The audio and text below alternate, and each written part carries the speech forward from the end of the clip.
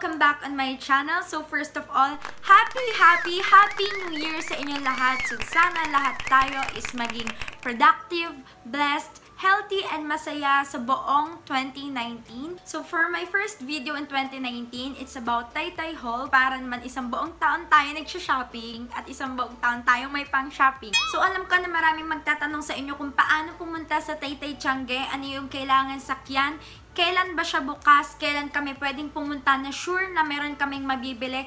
So don't worry, I'll just put the routes or the directions or different ways and yung schedule ng Taytay Tiangge on my description box below. So make sure to click them para makita nyo yung pinaka-accessible na way or route and day para sa inyo. Now, ipapakita ko sa inyo yung mga nabili ko. Actually, konti lang naman sila kasi ang plano ko talaga is pupunta lang ako doon para bumili ng mga pambahay na shorts kasi wala na talaga akong mga shorts na masuot.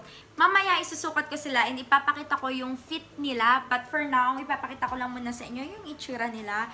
So, let's start sa mga pambahay na napamili ko. So, first, this is my favorite. Ang cute-cute nitong pajama na to. So, meron siyang black and white print. 100 pesos lang siya. And yung kanyang tela is makapal. And medyo mainit. So, tama lang siya kapag tag-ulan, pag malamig yung panahon.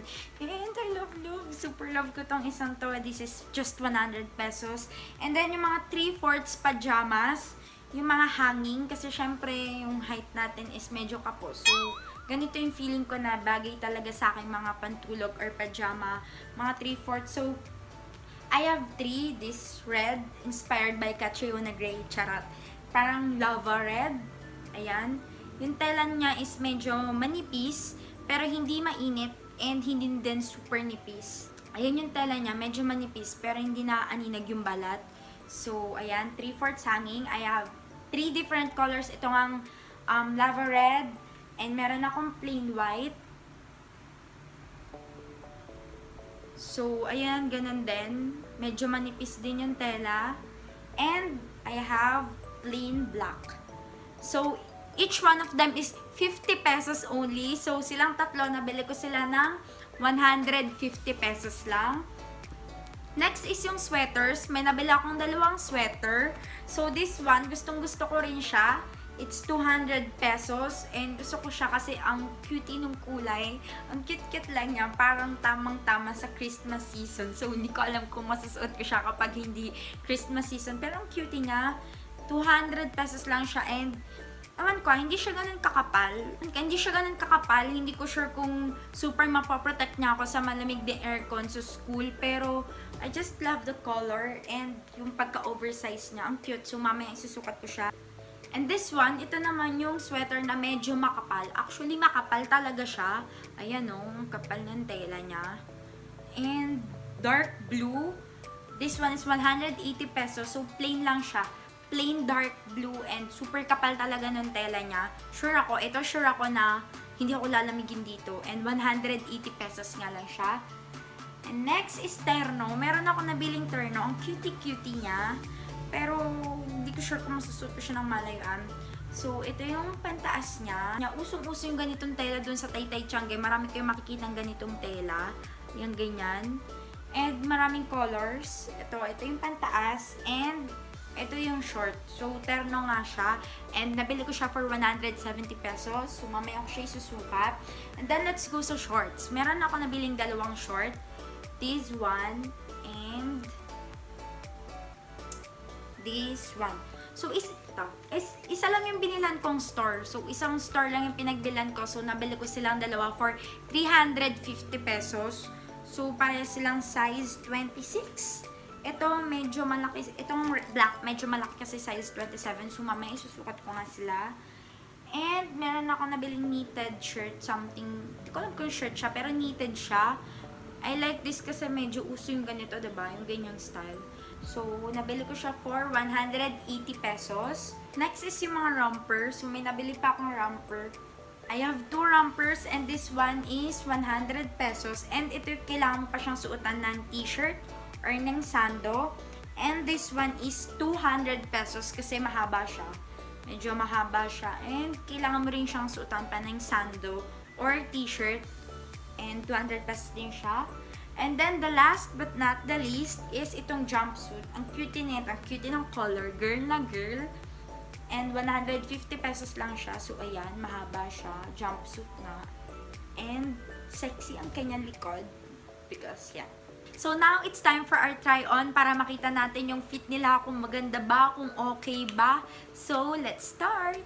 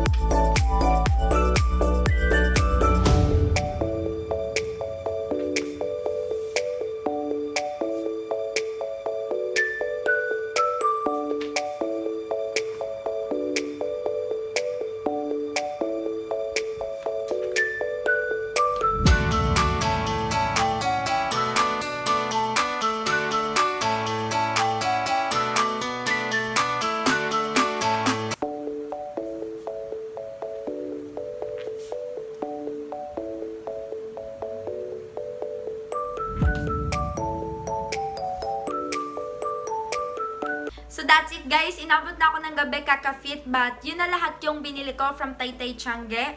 From top to bottom, pinakita ko naman sa inyo yung fit and somehow yung quality ng tela. So take note, kapag bibili ka nga ng anything from Taytay Tiangge, wag mong ipagsaalang-alang na porket mura, okay lang na ganito, ganyan. Always check din the quality. Either for top or bottom, check mo yung tela, yung quality ng tela, kung mainit ba, kung makapal ba, or super nipis ba. But of course, don't expect too much din kasi iba talaga yung quality ng mga Taytay Tiangge and Divisoria from shopping malls like SM, diba? And for those who were asking the difference of Taytay Tiangge to Divisoria Mall, I think Taytay Tiangge is mas konti yung tao, mas maayos kasi kada group of stall, may specific silang tinitinda or binebenta. Like, sa group of stall na to, nandito yung mga jacket and sweater. The next stall, nandun yung mga shorts. Unlike sa Divisoria na talagang almost lahat ng stall is pare-parehas lang ng binebenta or tinitinda. So, sa Taytay Tiangge, kada stall, mag-expect ka ng something new. And yun nga, mas organized. I think mas organized and mas konti yung tao. So that's it, guys. Like this video if you do, and don't forget to comment, share, and subscribe. I'll see you on my next video. Bye! Happy New Year!